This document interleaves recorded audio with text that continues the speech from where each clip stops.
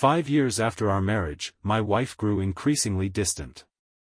Overnight, it was as if she became a different person. No more kisses, no more hugs. She started sleeping in a separate room, treating me like a stranger. Women truly are creatures drawn to novelty. After a while, they inevitably get bored. I couldn't take her cold violence anymore and threw the divorce papers in her face. Sign them. To my surprise, her eyes instantly turned red as if she had suffered a great injustice. So, you can't even pretend anymore, can you? She said. I felt a pang of guilt. Claire Dawson and I have been married for 5 years. We've always loved each other. She was frugal, cared for our home, loved her husband deeply, had no bad habits, and was gentle and hardworking, the very model of a perfect wife. But lately, she had changed. She spoke less, and her temper flared more easily. Like tonight, the only sounds at dinner were the clinking of bowls and chopsticks. She used to chatter endlessly during meals, but now she just silently ate, not even lifting her head. The atmosphere was oddly tense. I couldn't bear the silence and broke it. The dishes tonight seem a bit salty. Also, did you use too much water when cooking the rice? Claire Dawson's cooking skills could rival a Michelin 5-star chef. Tonight's meal was below her usual standard. She paused for a moment, then set her chopsticks down. If food from outside tastes better.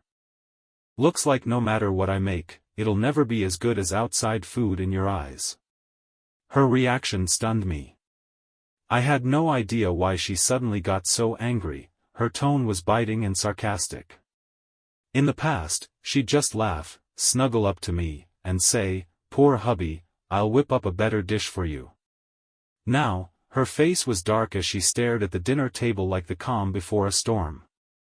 I genuinely feared she might flip the table in the next second. Was she turning into a resentful wife? Her reaction reminded me of my mother. I once saw my mom cook a big meal for the whole family, only for my dad to casually comment, "The soup's a little bland." Mom instantly erupted like a volcano. The room fell into an oppressive silence. Everyone ate with their heads down, even chewing more softly. Whoever cooks gets to have the last word. Tonight's entire meal was made by Claire Dawson. I didn't lift a finger, yet I dared to criticize. I had no right. So I smiled and picked up a big bite of vegetables and rice. I just like salty food. The doctor said my stomach's weak, so I should eat cold rice. It's good for me. Her expression softened a bit, and she picked up her chopsticks again. But her behavior kept getting stranger. She started doing yoga obsessively. Her body became more sculpted, her curves more defined. I drooled just looking at her. She often stared into the mirror in a daze, completely lost in her reflection. She barely responded when I spoke, and she stopped changing clothes in front of me. She even locked the bathroom door while showering, treating me like a burglar. Was she afraid I'd pounce on her? What was with all this sudden shyness after all these years of marriage? I'd tease her, "Why so formal all of a sudden?" She'd stay silent, pretending not to hear. She completely rejected any intimacy. No kisses, no hugs, not even a touch. She used to cling to me while sleeping, needing my embrace to fall asleep. Now she wouldn't let me get near her. Now, there's a clear boundary between us, so much space that 2 more people could fit in bed. In the middle of the night, I was woken by Claire Dawson talking in her sleep. She mumbled to herself, "Why am I just a replacement? Why did you treat me like this?" A replacement for who? I turned on the light and saw that she was still fast asleep, probably having a nightmare. Her pillow was soaked with tears. I shook her gently. "What were you dreaming about that made you so sad?" With red eyes, she opened them groggily and stared at me blankly for a while before snapping out of it. She hastily wiped away her tears, lifted the blanket, and got out of bed. "From now on, let's sleep separately." As if embarrassed, she threw that sentence at me and fled to the living room with her pillow, like she was being chased by ghosts. I stared at the closed door, at a loss for words. Was it really that big of a deal? To the point we had to sleep in separate rooms? I truly couldn't understand what was going on in her mind. I figured it might just be those few days of the month when women tend to be emotionally unstable. It's normal. I didn't think much of it. I told myself I'd indulge her for now and settle the score later when she was back to normal. But I've been enduring this for over a month now. Not only has Claire Dawson not returned to her usual self, she's gotten even more out of line, like she's testing my limits on purpose. She used to come home right after work. Now she's started coming home late, sometimes not even coming home at all. Tonight, she stumbled back home, obviously drunk. She never drank before. She knew I didn't like the smell of alcohol and would avoid it completely, even during social events. Why are you home so late? And why did you drink so much? I stepped forward to help her, but she shoved me away. Staggering against the wall, she snapped, "Get lost. I don't need you to control me." I crossed my arms and looked at her. Fine. I won't interfere anymore. The moment I said that, it was like something snapped in her. Then go. Just leave, she screamed, her eyes welling with tears. She slid down to the floor, leaning against the wall, and began muttering to herself, "I knew it. I knew it. You don't want me anymore. Just admit it, you've wanted to leave me for a long time, haven't you? Ethan Walker, you bastard. You can't leave me. You owe me. You have to take responsibility." I never expected Claire Dawson to lose control like this from drinking. At 1.7 meters tall, she now looked like a child throwing a tantrum, crying and rolling on the floor. One moment telling me to go, the next begging me to stay. Her voice was slurred, her words a mess. I waited until she cried herself out, then carried her back to bed, wiped her down with a damp towel. Even asleep, she furrowed her brows, clearly restless. Could it be work stress? That was the only explanation I could think of at the moment. I sighed deeply. Her current state really worried me. Seeing that heavy look on her face, my heart ached. Claire Dawson had always taken everything on herself, silently enduring all the pressure and hardship because she didn't want me to worry. So I decided to wait until she sobered up to ask her directly, or wait until she chose to come clean herself. The next day, Claire Dawson woke up as if nothing had happened. It was like she had no memory of the previous night at all. I watched her carefully, observing her facial expression, and cautiously asked, "Honey, is work stressing you out lately?" Claire Dawson gave me a strange look and pressed her lips together. "No," she replied coldly, without offering any further explanation. From her response, it didn't seem like she was lying. If it wasn't work, then what was it? I pressed on. "Then what's going on with you lately? Why did you drink so much last night? If something's wrong, you can talk to me. You don't need to hide it." Claire Dawson raised her eyes and stared at me, unblinking. "Then do you have something you're hiding from me?" Her expression was serious, like a student waiting for the teacher to reveal the right answer, hopeful but tense. I was stunned for a moment. What could I possibly be hiding from her?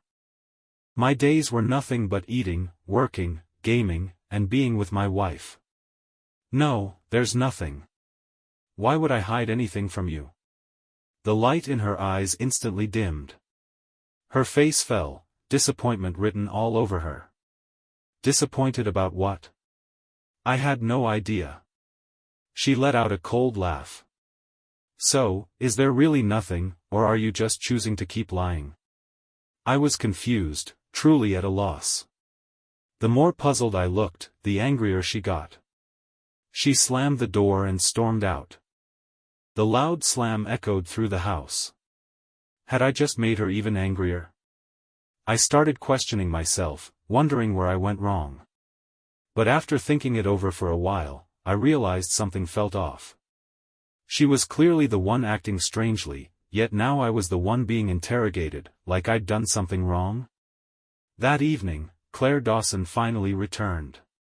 She had dyed her hair a new, stunning color and was carrying bags of brand new clothes. I was surprised and hadn't even asked her anything when she opened her wardrobe, pulled out all the clothes I had previously bought her, and tossed them straight into the trash right in front of me. She glared at me and said, "I don't like these colors. From now on, I'm going to reinvent myself." I looked at her like I was seeing a ghost. Was she possessed or something? All those clothes, she had insisted I buy them for her. She wanted me to pick them according to her own aesthetic to help her look more beautiful. She used to joke, a woman needs not only financial independence but also the responsibility to look stunning like a flower. Otherwise, how do you expect to keep your husband? I had once replied, "Why look elsewhere when I've got the best right here?" She had laughed happily at that. And now she suddenly did a complete 180? I seriously started suspecting she had been possessed. The more I thought about it, the more plausible it seemed. So I went online and made a post asking for help. Suspect my wife is possessed by something dirty. What should I do? The post went viral instantly. Netizens flooded in with comments. After some collective analysis from strangers online, I came to one shocking conclusion: Claire Dawson was seeing someone else. This isn't some spiritual possession. She's in love with someone else. Congrats, bro. Your wife has a boyfriend now. You're screwed. Better start guarding your bank account. I didn't believe it, couldn't. Claire Dawson loved me that much. There was no way she would cheat. Everyone online had different takes. Someone even said, "No one escapes the 7-year curse." My heart sank. We'd been in love for 2 years, married for 5. That made exactly 7 years. Compared to the idea of her cheating, I found it more plausible that she'd simply grown bored of me over time. But I couldn't stand the way she was now, so cold, so distant. She had once treated me so well. This drastic change? I couldn't accept it. Some people were adamant that she definitely had someone else, and their analysis sounded disturbingly logical. Starts checking herself out in the mirror, she's becoming image-conscious. That means she's about to go seduce someone. New hairstyle, new clothes, probably tailored to the third party's taste. Didn't come home overnight? She was with the other guy. Drunk, crying in the rain. She's heartbroken. Over the other guy. Sleeping in a separate room. She's trying to keep herself pure for her new man. Bro, you have to wake up. Divorce her. She's not worth it. Then another voice chimed in, "Don't listen to that guy above. Absolutely don't get a divorce. She's intentionally being cold to force you to initiate the breakup and let her off clean. Don't fall for her trap." Yet another comment. "You're being foolish. Divorce her quick or your life could be in danger." Another, "Based on my years of reading romance novels, she's testing your boundaries. Today it's breathing down your neck, tomorrow it's slapping you across the face. Today she puts her foot down, tomorrow it's on your head. Today she sleeps in a different room, tomorrow she'll tear you apart." The comments were becoming increasingly absurd. I didn't want to believe Claire Dawson would betray me. But the detailed online breakdown started to plant seeds of doubt in my mind. She was stunning and attractive. Over the years, men had pursued her constantly. It was a miracle she never gave in. Though she always turned them down and reported back to me, what if none of them had been her type before? What if someone finally came along who was her type? Would she still be able to resist? Troubled and overwhelmed, I shut off my phone. There was no solid proof, just speculation. But those seeds of doubt, like wild weeds, began to spread uncontrollably in my heart. After much internal conflict, I finally decided to follow her. That morning, she was just as she had been the past few days, dressed immaculately, coldly tossing out a line as she left, "I'm not coming home tonight." I lowered my head, pretending not to care while sipping a bowl of millet porridge. "Where are you going?" I asked casually. She glanced at me blankly. "A client's coming in." My grip on the spoon suddenly tightened. "Huh, what kind of business meeting lasts overnight?" "You're going to meet the third party, aren't you?" She grabbed the keys and strode out the door, her long legs disappearing swiftly. I waited at the table for a moment, then heard the sound of her Porsche 911 engine starting up. I rushed outside and flagged down a taxi. "Follow that Porsche up ahead." The driver, a chubby middle-aged man, gave me a knowing, gossip-hungry look. The fat on his face jiggled with excitement. Got it. Don't worry. I won't lose them." And he didn't disappoint. In no time, we caught up to Claire Dawson's car, maintaining a steady, discreet distance. The car weaved through streets and alleyways, finally stopping at the city's most luxurious club. I watched her go inside and hurried after her. Before I got out, the cab driver muttered, "Don't go soft on them." I was already debating in my head who I should slap first. The mistress or the guy. Maybe I'd scratch her face or punch him square in the jaw. One thing was certain, I wasn't going to calmly expose them and walk away. Someone was going to leave with a rosy glow. Claire Dawson went up to the second floor. By the time I caught up, she was already gone. There were over a dozen private rooms. I had no idea which one she was in. Panic rising, I ran around like a headless chicken. Then I turned and bumped into someone, and when I looked up, we both froze. What was she doing here? Claire Dawson was silent for a moment, then spoke first. "Why are you here?" My mouth opened, but no words came out. I couldn't just say I came to catch her in the act. But as soon as I remembered she might be meeting a third party here, I regained my confidence. Hands on hips, I shot back, "Why are you here?" She blinked, startled for a second, then replied, "I'm here to discuss a project, of course." "Really?" I asked. "With who?" She clearly picked up on the implication in my tone. Her face darkened, and she pushed open the door of the private room behind me. Through the crack in the door, I saw a table full of well-dressed men in suits. Among them were a few I recognized, regular business partners we often worked with. In an instant, all my earlier suspicions vanished. So she really was here for work. Claire Dawson gave a cold snort. "See that? Satisfied now?" I mumbled, still unwilling to give in. Yeah, but still, what kind of work meeting lasts all night? Don't tell me once it's over, you'll go meet your side guy. Maybe you'll sneak off later." "Seriously?" she snapped. I gave a reluctant nod. Just as I turned to leave, she grabbed my arm. "Now it's your turn.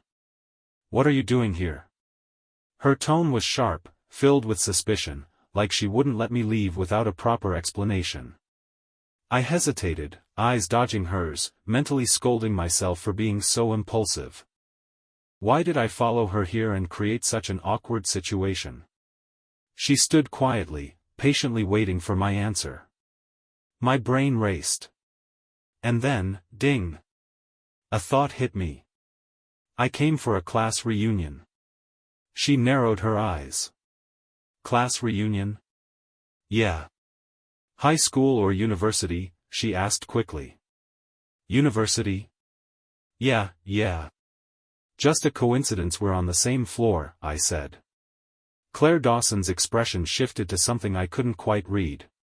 She leaned in, voice slightly tense. Which classmates? Who's there? Now I started to panic. Just friends, you don't know them. She stared at me in silence, her deep black eyes shimmering like shattered starlight. The intensity of her gaze made me squirm. Was she suspecting me now? It's room 216, I blurted. After a long pause, she gave a soft, then looked down and asked quietly, "Are you coming home tonight?" I didn't respond, just gave her a look like, "What do you think?" Seeing her still watching me, I reluctantly walked toward room 216 to prove I wasn't lying. Under Claire Dawson's stern gaze, I pushed the door open. The once lively room suddenly fell silent. Everyone turned to look at me. Class President Emily Davis rushed over excitedly. "Ethan! I thought you said you couldn't come." I flushed, feeling slightly awkward. "Changed my mind last minute. Figured it's been a while since we all got together." A few days ago, Emily Davis had organized the reunion via group chat. This afternoon, she even messaged me the location and asked if I wanted to come. I had refused. I never liked gatherings like this. But just now, I suddenly remembered that the reunion venue was in the same club as where Claire Dawson had gone for her project meeting. If it weren't to cover my own tail, I wouldn't have stepped in here. Emily Davis beamed. "This is great. Such a surprise to see you. Come on, everyone missed you." One by one, familiar faces gathered around, lighting up with joy at the unexpected reunion. "Ethan, it's been forever. We've missed you. How's life treating you these days?" The room buzzed with chatter again. I sat quietly, listening to everyone share updates about their lives and careers. Emily Davis leaned in curiously and whispered, "Oh right, did you hear? Lily Thompson is back in the country." I froze slightly, then shook my head. Lily Thompson, my college girlfriend. Emily Davis was one of the few people who knew about that relationship. Back then, she and I had once loved each other, purely, passionately. But all of that was in the past. Her family's business faced trouble, and for the sake of family interests, she followed their arrangement and went abroad.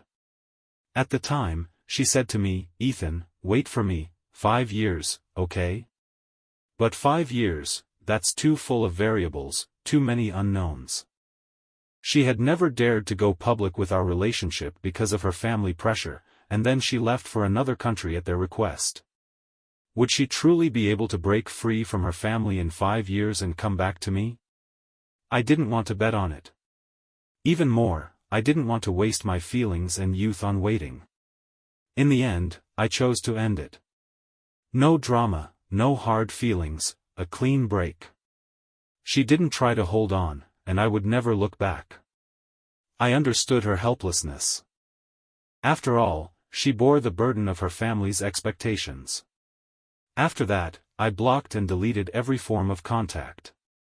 Completely cut ties. Emily Davis sighed regretfully. "She came to ask me about you before. I think she wanted to reconnect, but I told her you were married. We invited her to the reunion too, but she's so busy, no way she'd show up." Just as her words fell, the private room door was pushed open once again. Everyone's gaze turned toward the entrance. When they saw who it was, shock swept across the room. I was just as surprised. Lily Thompson actually came. It had been years since we last saw each other, and she had grown more poised and confident. Lily Thompson gave a gentle nod. "Sorry I'm late." Everyone snapped out of their surprise and enthusiastically greeted her. Her gaze slowly swept the room, and finally settled on me. It had been a long time. I gave her a slight nod. After sitting down, she smiled at everyone and said, "Please, make yourselves at home, tonight's on me." The room erupted in cheers. Her eyes drifted to me again, pausing on the wedding ring on my ring finger. Her expression stiffened for a moment, a flicker of regret showing in her eyes. In the end, she smiled and raised a glass of red wine toward me, finishing it in one go. There was a subtle, indescribable emotion behind her eyes. The reunion didn't end until nearly midnight. As people slowly filtered out, Lily Thompson suddenly stopped me. "It's late, let me give you a ride." "No need, I'll just grab a taxi," I replied. A flicker of disappointment crossed her eyes. She stayed silent for a moment, then asked again, "She treats you well?" A picture suddenly flashed in my mind, Claire Dawson in an apron, asking which dish I liked best, eagerly waiting for my praise. The corners of my mouth curled into a real smile. My wife's already on her way to pick me up. Claire Dawson was standing there, looking sorrowful. The streetlight stretched her shadow long and thin, it made her look so lonely, so solitary. I had no idea how long she had been waiting. When she noticed me glancing her way, her eyes lit up, and she hurried over. Lily Thompson looked surprised. "Is that your wife? You two know each other?" Lily Thompson nodded, sort of. I tried discussing 2 projects with her before, but no matter what I offered, she wouldn't budge. I frowned. That didn't sound like Claire Dawson. Turning down profit? Not her style. I was about to ask more, but Claire had already reached me. She didn't greet Lily Thompson, didn't say a word, she just grabbed my hand and pulled me away. Only then did I notice her red, puffy eyes. She looked so fragile and pitiful, like she'd shatter if I didn't follow her. I figured maybe the wind got to her after waiting too long, so I didn't think much of it. I even joked, "Didn't you say you wouldn't come home tonight? What kind of work meeting lasts all night? Anyone would think you've got a secret lover." She stopped walking, lowered her head, and whispered hoarsely, "I don't." Her voice was choked, like she was holding back tears. Lily Thompson stood silently behind us, her eyes following our backs as we left. A vague sense of loss flickered across her face. When we got home, Claire Dawson locked herself in the bedroom. I put my ear to the door, she was crying, hard. She must have been holding it in the whole way home. Since when had she become this sensitive, this vulnerable? It was just a joke about her having a lover. I regretted it instantly. I hadn't expected such a strong reaction. Thankfully, she didn't know I had followed her today. I knocked on the door. "Babe, I was just kidding. Don't take it to heart." The sobbing inside stopped. I waited, but there was no response. Thinking she was still sulking, I yawned and went to bed. The next day, she was back to her usual ice-cold self, only colder. The food she made had become nearly inedible. That night, she cooked a whole table of green vegetables again. Honestly, I had no appetite. After a month without meat, going vegetarian again was painful. What am I, a monk now? Looking at the vibrant, green vegetables, I couldn't bring myself to eat. Seeing me hesitate, Claire Dawson frowned with clear disapproval. I gave in and picked up a small bite. Salty. Overwhelmingly salty. It was like she dumped the whole salt jar in it. But Claire Dawson ate without flinching. I held that mouthful of salt, unsure whether to chew or spit. After a long pause, I cautiously asked, "Honey, is this a little too salty?" She didn't even lift her eyelids. "Didn't you say you like salty food?" I was speechless. If she hadn't sounded so serious, I would have thought she was messing with me. Afraid of upsetting her more, I clenched my teeth and ate it all, with plain rice. I thought that would be the end of it, but the next night, she cooked the same salty vegetable spread again. Just looking at it made my face pale. She's doing this on purpose. Thinking back on all her recent odd behaviors, I began reflecting. Maybe it was me. Maybe I wasn't romantic or attentive enough, and she felt neglected. She must have been silently resentful. Determined to bridge the gap between us, I made up my mind. Tonight, I'd prove myself, the full force of manly charm. There's no way she could resist. I knocked on the door to the living room. As soon as Claire Dawson saw me, that frosty expression of hers began to crack. A suspicious blush crept from her ears down to her neck. Her words became stammered. What are you doing here?" Her breathing was quick. The AC in the bedroom's broken. I tried to soften my voice. The bedroom was silent. All I could hear was frantic swallowing. Claire Dawson's face flushed deep red, like a pig's liver, holding back something clearly intense. Trying to look composed even though she was obviously on edge. Then. Sleep in my room, she said, turning to leave. Wait, what? Did she just reject me? Is she tired of me already? She froze in her tracks, suddenly spun around and barked out, "What did you just say?" I was startled by her outburst. Realizing I'd spoken too bluntly, I fumbled for an explanation. But before I could say a word, she pounced and pushed me onto the bed. Her expression was still cold, but her body betrayed her. She was far more intense than usual. She didn't say anything, but in those deep eyes of hers, I saw it. A ridiculous, desperate desire. With every action, she proved she wasn't tired of me. Even though I kept begging for mercy, she had no intention of letting me go. By my ear came her low voice, "Between me and her, who makes you feel better?" What? I didn't quite catch it, but instinct kicked in. I praised her immediately, "Babe, you're amazing. No one compares to you." Praise really does work. Her mood visibly improved, her movements even more vigorous. Turns out I was right. Claire Dawson's attitude noticeably brightened the next day. There were even two of my favorite dishes on the table. My face lit up. I ate happily and complimented her non-stop, even trying to start a conversation. "Babe, didn't you turn down a foreign project recently? Lily Thompson's company has a strong international presence.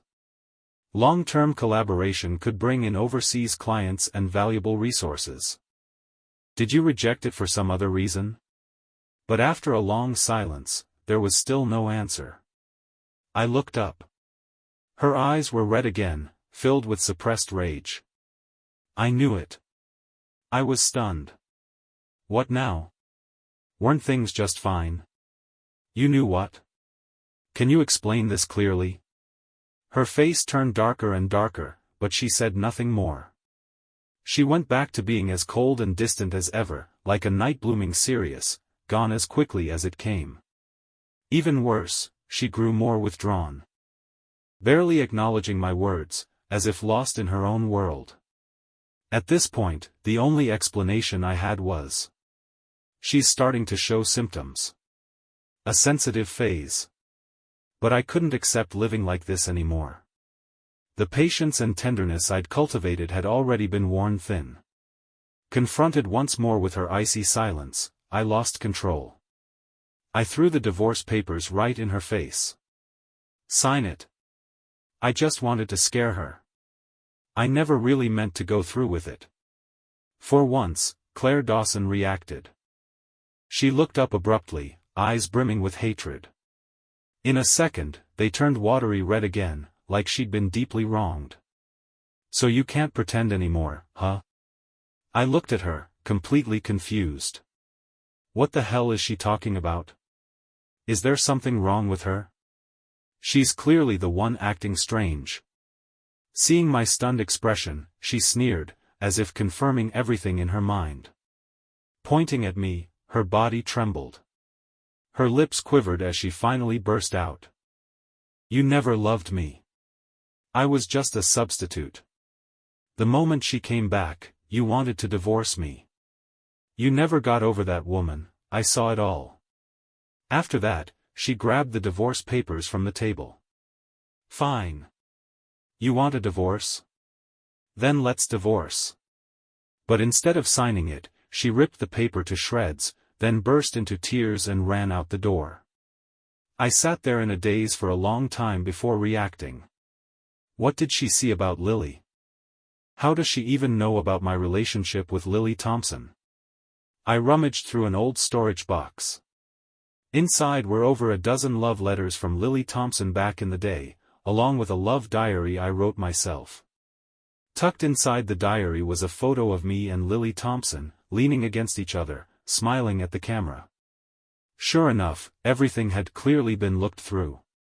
I flipped through the diary. The words I once wrote about Lily without restraint now made me curl my toes in second-hand embarrassment. She must have seen all that and misunderstood. But why would she assume she's just a stand-in? Probably read too many cliché novels with substitute lovers. Thinking about how she secretly read my old diary and then had the audacity to get mad at me, a fire surged in my chest. Shouldn't I be the one angry here? I waited in the living room until 2 a.m. barely keeping my eyes open. She finally dragged herself back home, looking defeated. The moment she saw me, her face turned blank, emotionless. She tried to walk past me, but I called out. I let out a staged sigh. Since you already know you're just a substitute, let's just get divorced. Let's head to the registry office first thing in the morning. Her expression instantly crumbled. Is she about to cry again? After a long pause, she choked out, "Fine, then let's divorce." And stormed off to her room, slamming the door behind her. I shook my head and clicked my tongue. What a waste of that sweet mouth of hers. The next morning, when she still hadn't come out of her room, I knocked on the door, worried. She slowly stepped out. I was shocked by how she looked. Dark circles under her eyes, face pale and tired. Clearly didn't sleep a wink last night. Just yesterday, she was all tough talk. Today, she quietly sat down to eat first. Then she started crying into her bowl. Her hands trembled as she held her chopsticks. Seeing her like that, my heart sank. All thoughts of teasing or lecturing her vanished completely. "Don't eat anymore," I said, gently holding her hand as she mechanically tried to bring rice to her mouth. She froze, mistaking my gesture as a push to hurry. Her eyes widened in panic, voice trembling. "I don't want to get divorced." She put the bowl down and shook her head desperately. "I don't want to. Please. Even if I'm just a stand-in. I'll be the substitute, just don't divorce me, okay?" I sighed helplessly. I didn't want to divorce either. She froze, staring at me, half doubting, half hopeful. Once she calmed down a bit, I asked, "Why did you think I saw you as a substitute?" Her expression darkened before she mumbled, I read your diary. But I've long cut ties with Lily Thompson. Why would you think you're her replacement?" I was completely speechless. The two of them couldn't be more different. Even if both were beautiful, it was in totally different ways. Aside from their gender, they had nothing in common. She muttered, "How is that not being a substitute? You always buy me clothes in her style and colors. You still keep her stuff. And you even said, even if we can't end up together, I'll find someone like her someday." Her voice grew smaller and more aggrieved. By that point, my fists were clenched. "What the hell do you mean I dressed you like her? There are only so many styles and colors clothes can come in. And I meant finding someone who treats me well like she did. Not someone who looks like her. Also, weren't you the one who chased after me first? Clung to me every chance you got? I still remember that scorching summer afternoon when we first met. She was being cornered in the middle of the street by some guy claiming she secretly liked him. A crowd gathered, pointing and whispering. Her cheeks flushed red as she tried to deny it in embarrassment. "No, I don't." The guy looked at her shyly. I instantly figured out what he was trying to do. I stepped between them, shielding her. "You're saying my girlfriend secretly likes you? Got proof?" The guy looked disappointed, shot me a dirty look, then left unwillingly. I walked off, parting the crowd. After that, she chased after me under the scorching sun for a long distance, standing in front of me drenched in sweat. Blushing as she handed me her phone. "Can I get to know you, boyfriend?" Afterwards, she found every excuse possible to ask me out. If you said she was thick-skinned, she would blush non-stop. If you said she was thin-skinned, she would cling to me stubbornly like a leech, refusing to let go. When talking about this, Claire Dawson blushed but still stubbornly argued, yet I couldn't forget her at all. I even called her name in my dreams. It nearly drove me crazy. When? Last time I had a fever, I remember now. I rarely get sick, but when I do, it's usually serious. I vaguely remember someone sitting beside my bed, patiently feeding me water, giving me medicine, and wiping my sweat. The scene was so familiar. The last time I had a fever like that was when I was still with Thompson. She had also taken care of me wholeheartedly. Reality and the past gradually overlapped, blurring into one. At that time, I was feverish and delirious. Unable to tell the difference between past and present. No wonder, probably after I recovered from that fever, Claire Dawson started acting strange. She must have heard me calling someone else's name, rummaged through my old stuff, and misunderstood. Still, I was a bit doubtful and curious. So you only called her name? You didn't call mine? Claire Dawson awkwardly began to stammer. I did call your name too. But in your diary, you said you would love her for life. All right, stop talking, I hurriedly interrupted her, feeling embarrassed. I've embarrassed myself enough today. Life is long, how could anyone know for sure? Back when I was young and impulsive, I wrote down all kinds of emotional nonsense, and now she was dragging it out, arguing with me word by word. So all these days you were cold to me because of this?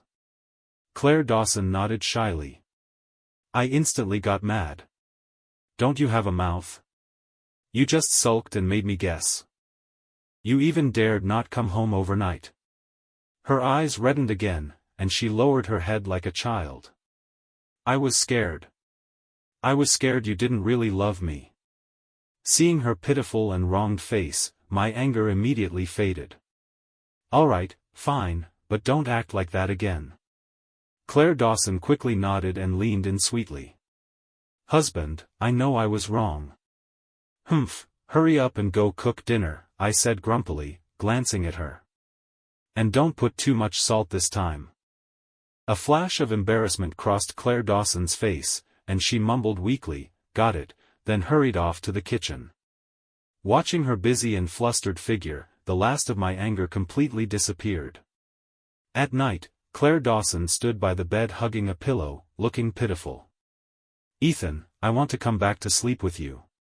Seeing that I was ignoring her, she purposely tugged at her shirt, looking at me full of hope, being extra obedient and docile.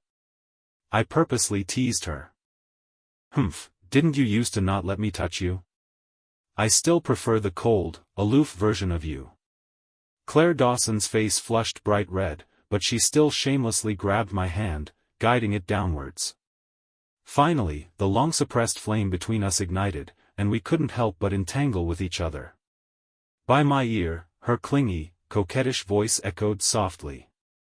Honey, why did you even like her back then? Could she cook like I do? Just looking at her figure, you can tell she's not as attractive as me. And you even wrote a whole thick love diary for her, look how thick it is. She exaggerated with her hands to show the thickness. But for me, you haven't written anything at all. Her tone was full of jealousy. Write one for me too, will you? All right. Sigh, if I don't write one, she'll probably still be digging up that old jar of jealousy even when she's 80 years old. If you're enjoying the story, don't forget to like and subscribe, it really helps the channel and keeps more videos coming your way. Thank you for listening.